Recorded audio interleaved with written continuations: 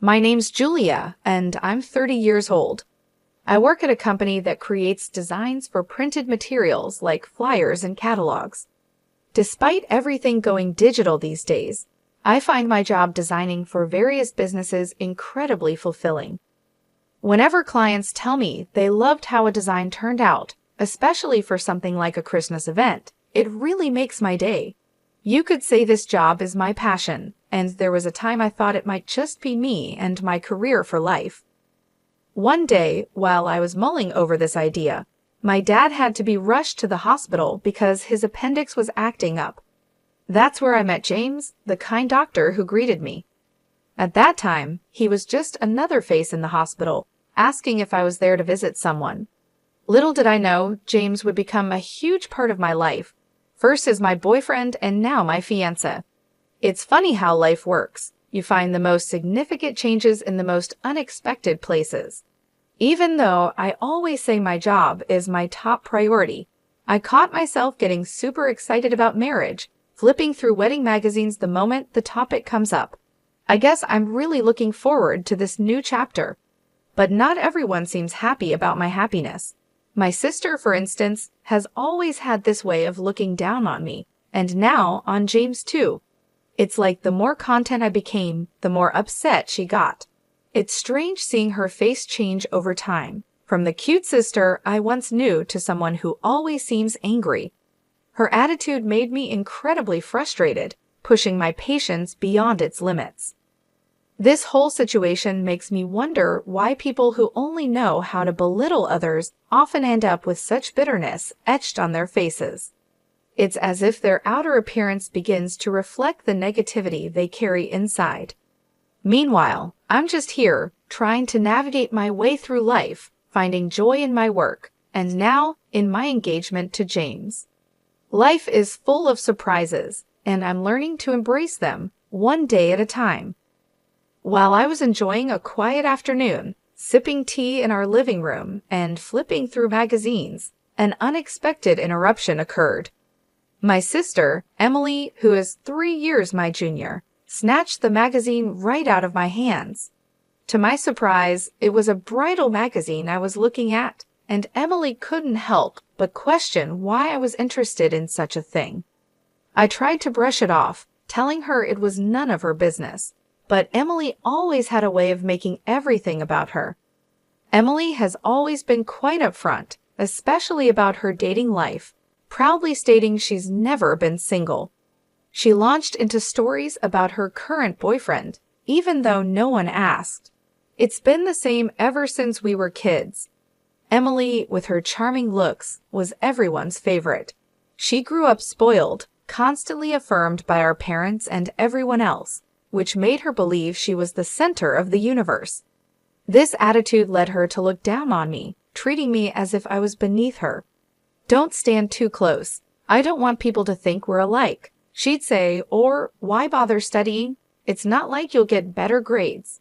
Her arrogance knew no bounds, constantly flaunting her popularity and assuming I was envious. Even when our parents tried to correct her behavior, it was as if Emily's arrogance was set in stone. She never missed a chance to belittle me, a routine that became the backdrop of our relationship. But one day, I'd had enough. As she went on about her latest boyfriend, I calmly revealed that I, too, had someone in my life. In fact, we were engaged and planning our wedding, which is why I was looking at bridal magazines. Emily was taken aback, skepticism written all over her face. She mocked, doubting anyone could truly appreciate me.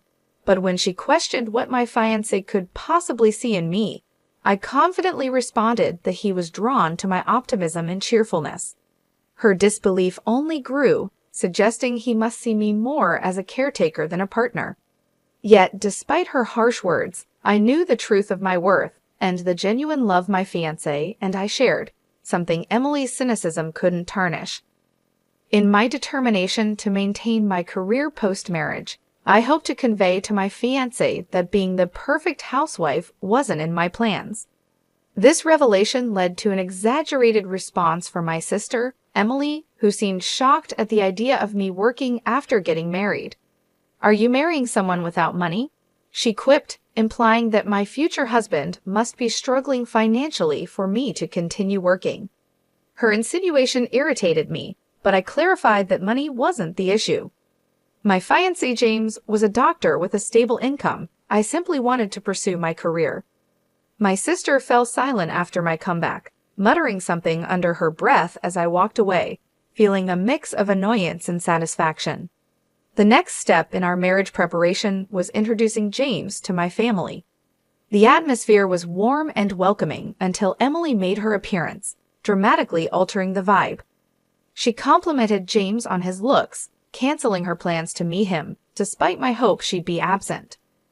My history with Emily made me anxious. She had a track record of luring away my boyfriends during our school days. Though we were now adults, and I hadn't dated much since then, her sudden interest in James brought back old fears. However, I tried to convince myself that Emily had grown up and wouldn't attempt anything with my fiancé. Despite my hopes, seeing Emily and James interact, with what appeared to be a blush from James, filled me with dread, and then my worst nightmare unfolded. James announced he wanted to call off our engagement, having fallen for Emily, who claimed it was inevitable since James found her more attractive. She brazenly justified her actions, stating James had passionately proposed to her, declaring it a crime to be as charming as she was. Next to her, James, my now ex-fiancé, laughed off the situation, expressing regret for not realizing sooner how cute my sister was. This turn of events was a harsh reminder of the pattern that seemed destined to repeat itself, no matter how much I hoped it wouldn't. Emily's lack of remorse and James's cavalier attitude left me in a state of shock and heartbreak, showcasing a betrayal I had never anticipated. Realizing the truth about James's feelings and his ease in shifting affections to my sister left me with a profound sense of relief.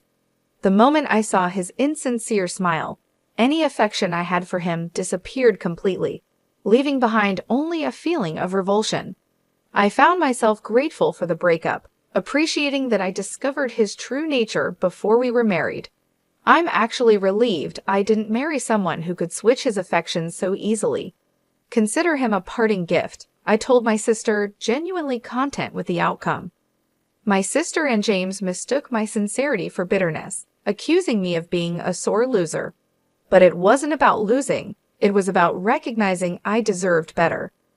Their inability to see beyond their shallow victory made me realize any further interaction was pointless.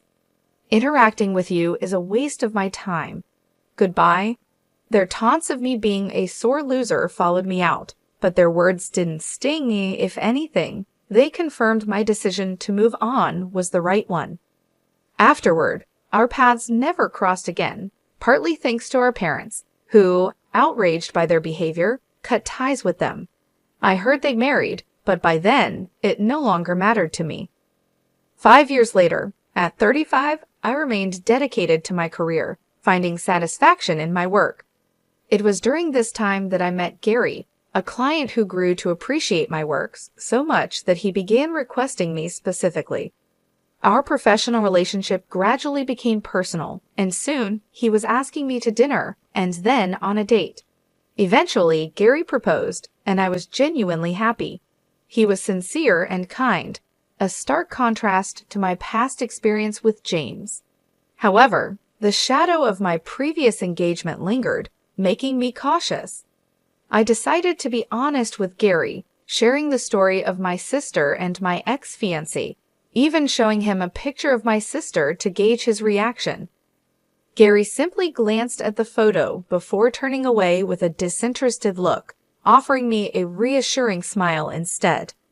I've met plenty of people considered attractive, but none of them moved me. I used to think maybe I'd end up alone because of that. But meeting you changed my mind. It's not about external beauty, it's the inner beauty that matters. And that's what I see in you, Julia, he explained. His words made me pause, surprised and touched. What do you mean? I asked, seeking clarity. Gary smiled. In my line of work, I've learned to see beyond appearances. No matter how beautiful or charming someone might be, It's the beauty inside that truly counts. That's what drew me to you. You're the person I've been searching for." Hearing this, I felt a deep sense of relief and validation. Gary's understanding and perspective were exactly what I needed to hear, helping to heal the wounds left by my past experiences. His words reassured me that not everyone would betray trust as my sister and James had, and that genuine connections, based on real appreciation and respect, were possible. During a conversation about work, Gary shared with me how he found my enthusiasm and joy for life truly captivating. He described me as bright and beautiful, saying my happiness was evident and that it made me shine. I couldn't help but feel embarrassed by his words, telling him to stop because it was just too much for me. But Gary, undeterred, continued to express his admiration, insisting that I was more charming and beautiful than anyone else he'd ever met. He was sincere in his desire for us to start dating with the intention of marriage. Despite my protests that it was too embarrassing, his compliments didn't cease even after we agreed to date. Eventually, Gary and I got married, and our life together has been wonderful. We've grown even closer than before, sharing household responsibilities and enjoying our time together, especially on days off when we'd explore new places or check out furniture for our home. One day, while looking at furniture, I encountered someone from my past, my sister Emily, accompanied by my ex-fiancé James. Emily's appearance had changed. Her features seemed more severe, perhaps a reflection of her age or the deepening of her personality. James, who was smirking beside her, looked like he had lost some weight. Their presence was unexpected, and Emily's voice was unmistakable as she remarked on my appearance, insinuating that I looked plain. Their condescending attitude hadn't changed, with Emily implying that the store's upscale and imported furniture wasn't meant for people like me. James echoed her sentiments, suggesting my presence might lower the store's reputation, and hinted it was best if I left to avoid any confusion about their financial status. This encounter was a stark reminder of the past, but it also highlighted the stark contrast between my current, fulfilling life with Gary and the superficiality I had left behind. Despite their attempt to belittle me, I found their attitudes more pitiful than hurtful, knowing the depth of love and respect in my own marriage was something they could not understand or diminish. The harsh and condescending words from my sister and her husband were trying, but I knew engaging with them was pointless. Their loud critiques about my supposed financial status began drawing unwanted attention from others in the store. Frustrated and ready to leave, I tried to pull my husband, Gary, away, but he stood firm, catching the notice of my sister and her husband for the first time. "Who's this?" my sister demanded, surprised to learn that Gary was my husband. Her reaction was a mix of shock and mockery, questioning why he would marry someone plain like me, and jokingly asking if he was in need of a maid. She bragged about her comfortable life, dining out frequently and hiring housekeeping, implying that Gary and I were less fortunate for needing to work. My sister's patronizing tone and her extension of her sentences in a particularly annoying manner only fueled my frustration. She gloated over stealing my previous fiancé, suggesting Gary and I were doomed to a life of hardship and mocking us for being a perfect match in her eyes. The insults towards me were bearable, but the moment she disparaged my husband, my patience snapped. I was ready to confront her, but Gary calmly stepped in front of me, introducing himself as my husband. Despite their dismissive reaction to his name, Gary remained polite and even offered his business card to James. This gesture seemed to momentarily pause the conversation as James glanced at the card, but my sister's attitude remained unchanged, continuing to belittle me as if it were a truth universally acknowledged. In this moment, Gary's composure and the dignified way he handled the situation made me realize the stark contrast between the shallow, materialistic values my sister held and the genuine, respectful love and partnership I shared with Gary. His calmness in the face of their provocation underscored the strength and depth of our relationship, highlighting that true value lies not in outward appearances or material wealth, but in character and integrity. Gary, always the picture of politeness, didn't shy away from confronting my sister's rudeness with a cutting clarity. To judge someone as ugly based on looks alone is shallow. But if we're talking about ugliness, yours stems from within, from a personality that delights in belittling others, he said calmly, his words slicing through the air with precision. My sister, so often unflappable in her self-assuredness, found herself blushing deeply, outraged at the suggestion she might be the one at fault.